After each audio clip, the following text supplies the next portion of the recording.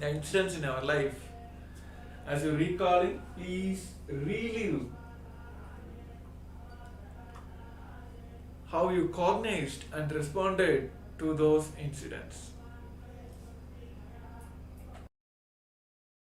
Shivoham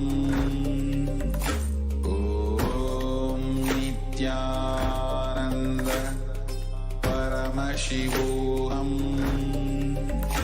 Om Nithyananda Paramashivoham Om Nithyananda Paramashivoham Nithyananda Paramashivoham Om Nithyananda Paramashivoham Om Nithyananda Paramashivoham Om Nithyananda Paramashivoham Om Nithyananda Paramashivoham Om Nithyananda Paramashivoham Om Nithyananda Paramashivoham Om Nithyananda Paramashivoham Om Nithyananda Paramashivoham Om Nithyananda Paramashivoham Om Nithyananda Paramashivoham Om Nithyananda Paramashivoham Om Nithyananda Paramashivoham Om Nithyananda Paramashivoham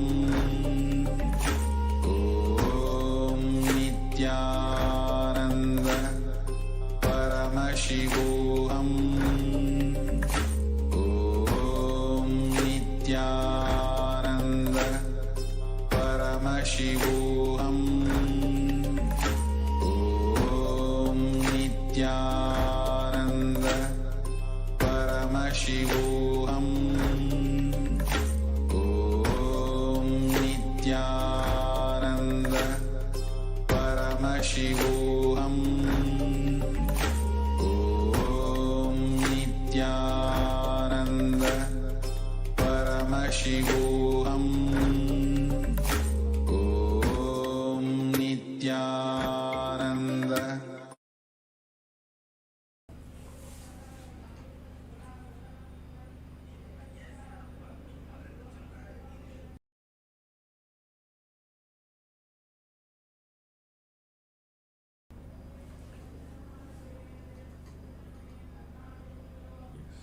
So after reliving, write down each memory as clearly as if you are writing a story.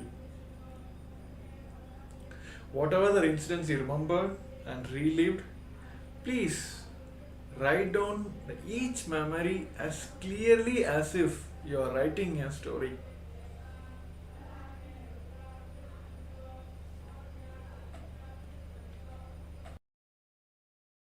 Om Nithyananda Paramashivoham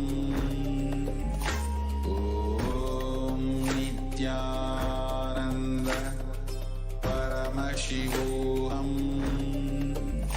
Om Nithyananda Paramashivoham Om Nithyananda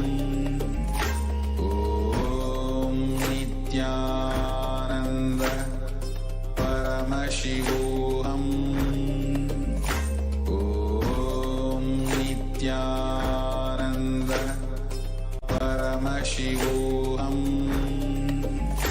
Om Nithyananda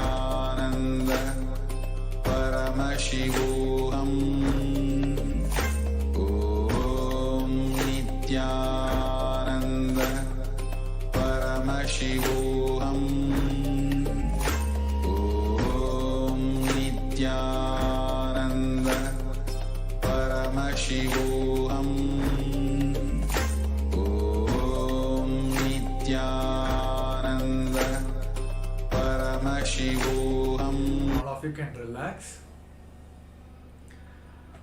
Yes, it is an intense, powerful segment that we have rekindled all our past memories, the unpleasant memories, and we have completed with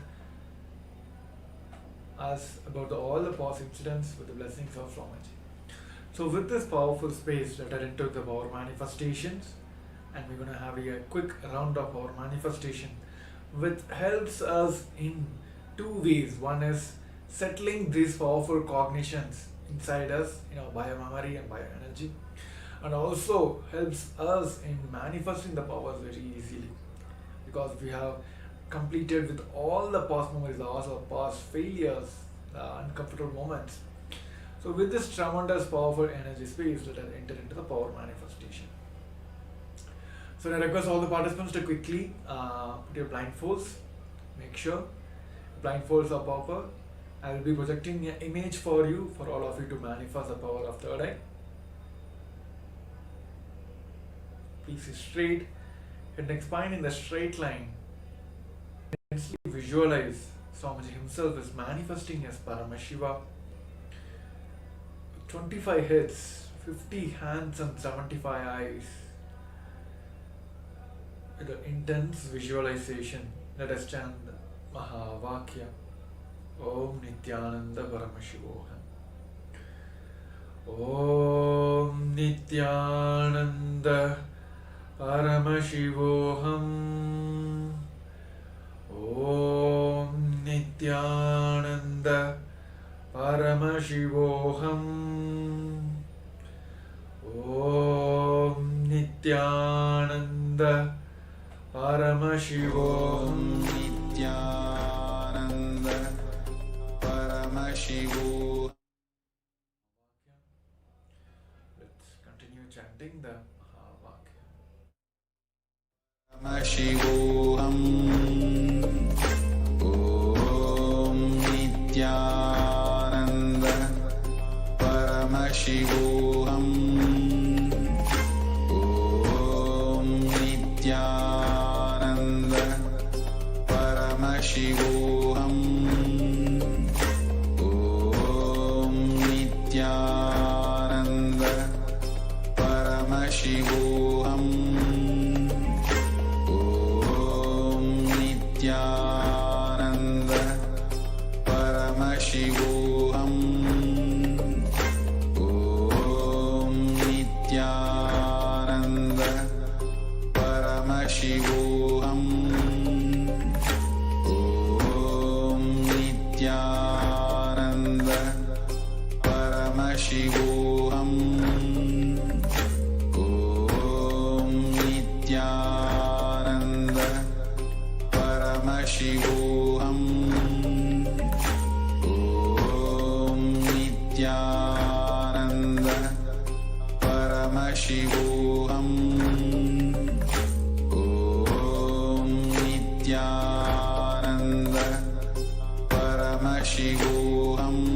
Paramashivoham.